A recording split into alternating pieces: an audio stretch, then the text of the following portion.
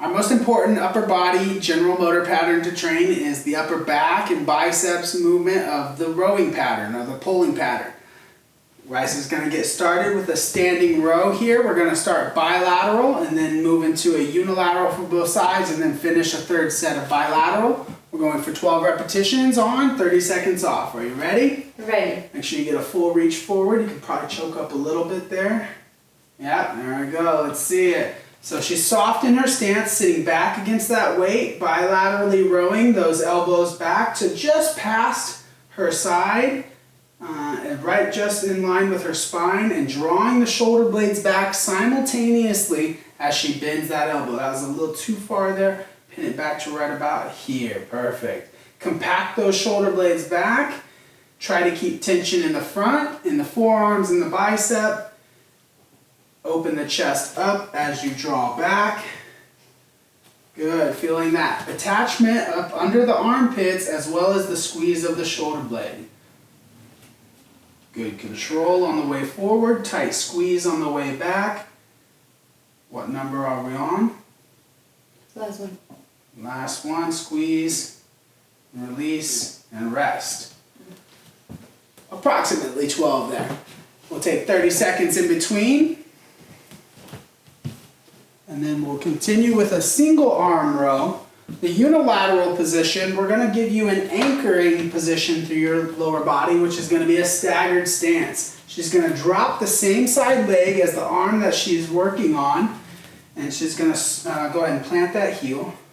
Give yourself 8 points of contact. Reach a little bit higher. Yeah, so if that's not tense enough, choke up on it. We still have 5, 4, get ready for round 2. This is unilateral now, one arm doing the same movement. Let's begin. Drawing back, you can put that one wherever you like. If you like to stabilize, I kind of put it on my belly usually because it helps me remember that even though this is a shoulder exercise, shoulder and elbow exercise, I really want a pillar of support, a strong core. Especially with the unilateral exercise here, you're going to feel there's a rotational component to this that you have to stabilize against. We don't want anything else in the body moving. We just want that shoulder squeezing, elbow and bicep there squeezing. So everything else is statuesque, isolating strength so that we can then thereby isolate the shoulder and the muscles that we're targeting. Almost done? 2 more. 2 more. Good job. Squeeze. Slowly release. Try to find fatigue. A little bit of mindfulness goes a long way with connecting these muscles and turning them on, activating them to challenge yourself and build endurance. Go ahead and drop that left leg back. Same thing. Side B. Ready and begin. She did a great job of setting those shoulder blades down and away before she ever started the motion. She got into her pillar of support, strong core, strong hips, thighs, and lower leg, and she's working straight back, drawing that elbow through the back of the armpit. The back of that armpit is your latissimus, primary latissimus connection. That's your biggest muscle in your upper body. It's also your main pulling muscle. Secondary muscles are those between the shoulder blades, drawing the shoulder blade down and back, and in the posterior shoulder, your posterior deltoid, and as well the bicep here in the forearm, helping to guide that elbow into flexion. How many we have left? 2. 2 more left. Smooth and steady. Hopefully toward the end of these sets, you're pulling enough resistance that it starts to fatigue in those target areas that we've mentioned.